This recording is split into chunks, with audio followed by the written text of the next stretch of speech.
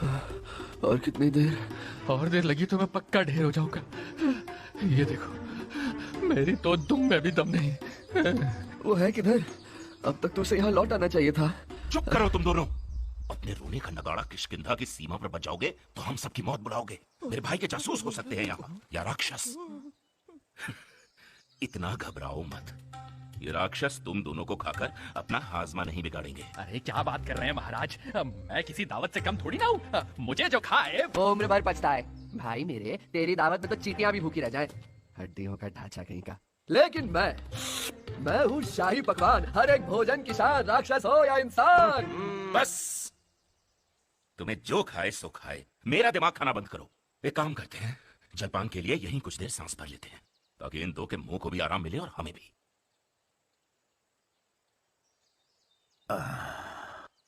छांव हमेशा के लिए नहीं रहती सुग्रीव। जीवन की धूप का मजा लेना सीखो। इन दोनों की तरह बेगानी बारात में नाचते नमूने। पर सही जीवन है इनका, न किसी जिम्मेदारी का बोझ और न किसी लक्ष्य की खोज। मुझे राज नहीं चाहिए था जामवन। मुकुट का भार सर से ज्यादा आत्मा पर होता है। होना भी चाहिए। प्रजा की उम्मीदों और उनकी अपेक्षाओं का भार जब कंधों पर हो तो पैर जमीन पर ही रहते हैं। जो सम्राट इस भार को हल्का समझते हैं वो अपने घमंड के आसमान में उड़कर तानाशाह बन जाते हैं। मेरा भाई एक अच्छा वानर था, पर हमेशा एक अच्छा राजा नहीं था।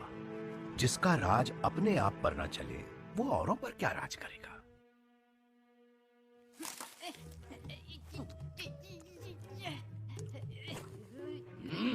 मत कर वरना दूंगा एक। क्या अमरूद? थप्पड़। तुम खींचना बंद कर। और तू मेरी टांग खींचना। मैंने कब तेरी दुम को।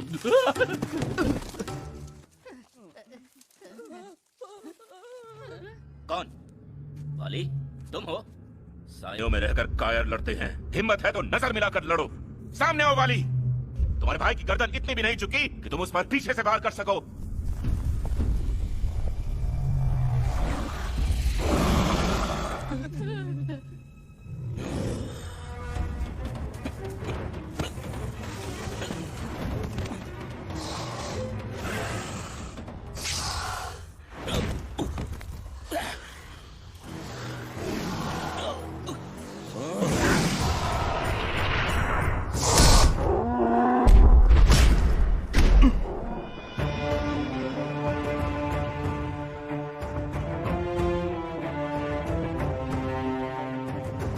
थोड़ी और देर से आते तो मुझे हाथ नहीं कंधा देना पड़ता। कहाँ रह गए थे? पहले आ जाता स्वामी तो सारा मजा मैं अकेले ही लूट लेता। आपके हिस्से कुछ ना आता। वाह, अगर ये मजा है तो घबराता हूँ सोच के कि सजा क्या होगी। क्या लगता है? यही कि खेल तो अब शुरू हुआ है। तो खत्म किए देते हैं। वैसे भी मेरे होते हुए महाराज आपके ऐसे तुच्चे रेंगते हुए केंचुओं के मुंह या धूम लगना ठीक नहीं। वैसे मदद चाहिए तो मैं यही हूँ। मदद नहीं महाराज, बस आशीर्वाद चाहिए। विजयी भव।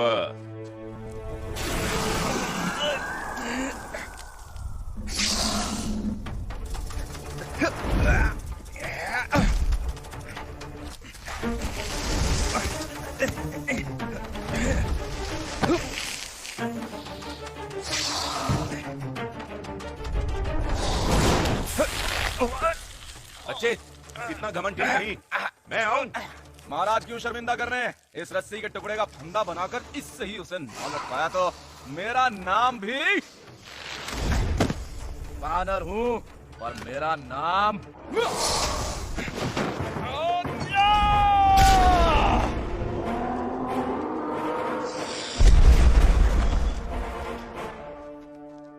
ठीक हो?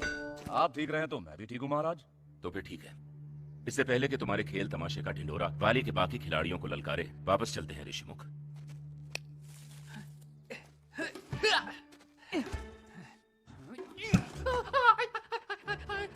इस मुंह नाक के भाग से थे कि मेरे हाथों नहीं पड़ा, वरना इतने टुकड़े होते। इसके नाक के या तुम्हारे? महाराज ये डरपोक क्या नाक को मारेगा? नाक मारना तो कोई मुझसे सीखे। पहले चुटकुला मारना सीख, फिर नाक मारना। चलो।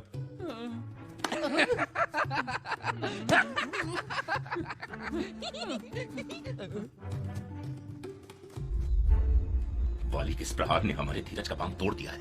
हाँ, पर महाराज हमें कैसे पता कि उस नाग को उसी ने भेजा था? और कौन भेजेगा? हाँ, मेरा सिंहासन, मेरा राज्य छीन चुका है मुझसे। बचा क्या सिवाय मेरे प्राण के? एक अनोखी आहट सी सुनाई दे रही है वन में। अब ये कौन सी नई मुसीबत है? मुसीबत तो पता नहीं, पर दो मनुष्य हैं जो ऋषिमुख की ओर कदम बढ़ा रहे हैं। मनुष्य यहाँ? हाँ, वस्त्रों से सन्यासी, लेकिन अस्त्रों से योद्धा। किस इरादे से आ रहे हैं यहाँ? कुछ खतरनाक हुआ तो? नहीं, ये कोई संयोग नहीं। नाग के हमले के बाद ये कोई नया षड्यंत्र है। सही कहा आपने महाराज, वाली की ये अगली चाल है, उसके अगले मोहरे। महाराज सुग्रीव, बचाव से बेहतर है हमला, इससे पहले कि वो पहला वार करे। हमें वार करके उन दो मनुष्यों को मार गिराना होगा। प्रभुगण, इतनी उत्तेजना क्यों? शायद वाली से उनका कोई संबंध नहीं। राहगीर हो, चलते भटकते हो गए होंगे वन में, मनुष्य जो ठहरे। नहीं, मेरे सभापतियों की राय सही है। इससे पहले कि वो हमला करें, हमें उन्हें ध्वस्त करना होगा। वाली को तुम जानते हो, वो किस हद तक जा सकता है। जानता हूँ महाराज, एक ऐसा राजा जो है अपने ही घमंड का शिकार, अपने ही अहम का गुलाम, बहादुरी का चोगा पहने उस डर में कि कहीं उसकी परछाई ही उसकी पीठ में खंजर ना घोंप दे। ऐसा राजा वो होगा, आप नहीं महाराज, हमारे महाराज। ठीक है, पहला वार हम नहीं करेंगे, लेकिन मुझे उनसे मिलना होगा। आप नहीं महाराज। अगर हत्यारे हुए तो? नहीं नहीं, आपका उनसे दूर रहना ही उचित है। और हमारा भी। उन्हें तो हमारा कोई सैनिक ही देख लेगा। जीवन किसी का भी उपभोजित नहीं होता, ना ही किसी सैनिक का और ना ही आपका। मैं जाकर मिलूंगा उनसे, उनकी कहानी, उनका इरादा जानने। और अगर उनका इरादा मैं निकला तो उसका जवाब मैं नहीं, ये देगी। इसके प्यार भरे वादे बड़े से बड़े महारथियों के इरादे बदल देते हैं। इरादे और किस्मतें दोनों। हाँ, एक चेतावनी, इन नादान मनुष्यों ने शायद पहले कभी किसी वानर को न देखा। हड़बड़ाहट में कहीं तुम्हें राक्षस न समझ बैठे, और ढंग तुम अपना ही रखना, लेकिन रंग वो तो बदल सकते हो।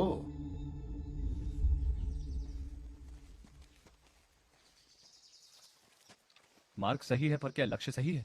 अगर उसने हमारी मदद करने से इनकार कर दिया तो? इतनी दूर दंडका के इस खतरनाक जंगल में आना व्यर्थ ना हो जाए। निडर लक्ष्मण को खतरों की चिंता कब से होने लगी? तब से, जब से उसे लगा कि उसे और बाण लाने चाहिए थे।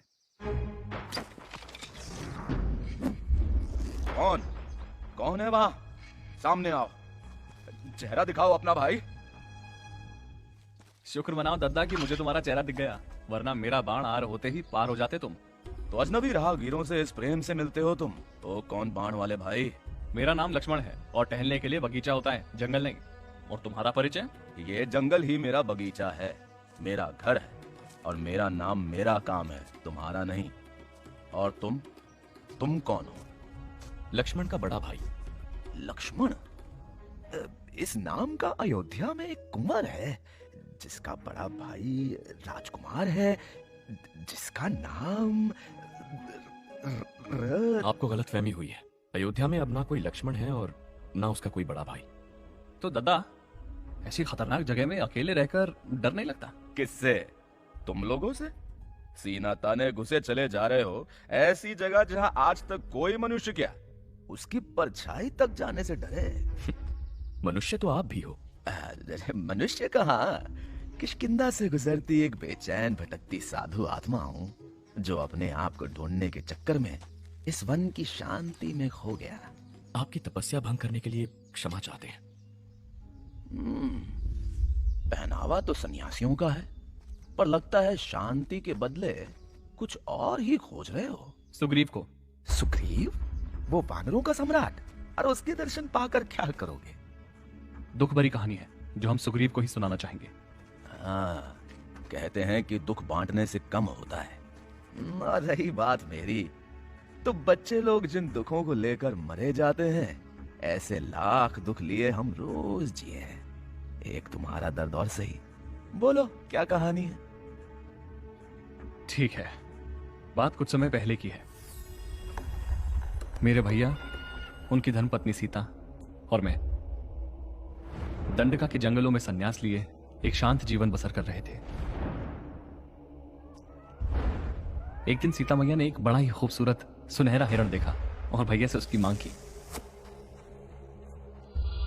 लेकिन वो हिरण के रूप में राक्षस मारीच था, जो हमें छलने आया था। भैया को अपना पीछा करवाते हुए दूर जंगलों में ले गया, जहां अपनी माया से उसने उनकी आवाज में मदद की पुकार की। जब सीता मैया ने उस आवाज को सुना तो उन्हें लगा भैया खतरे में हैं और मुझसे विनती की कि मैं जाकर उन्हें बचाऊं। और मैं गलती के उस क्षण में सीता मैया को कुटिया में अकेला छोड़ वन में चला गया। लेकिन जब मैं लौटा तब सीता मैया वहां नहीं थी। हमें पता चला कि उनका अपहरण करके एक राक्षस उन्हें विमान में दूर कहीं ले जा रहा था। और जब पक्षियों के राजा जटायु ने उन्हें बचाने का प्रयास किया तो उस दुष्ट ने उसके पंख उखाड़ के मरने छोड़ दिया। जटायु के आखिरी शब्द हमें इस दिशा में ले आए जहां कबंधा नामक एक गंधर्व से लड़कर हमने उसे उसके श्राप से मुक्त किया।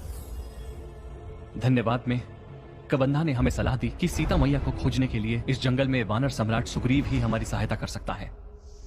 तो ये महाराज थी हमारी कहानी। सुन और समझ ली हो तो कृपया सुग्रीव का पता समझा दीजिए।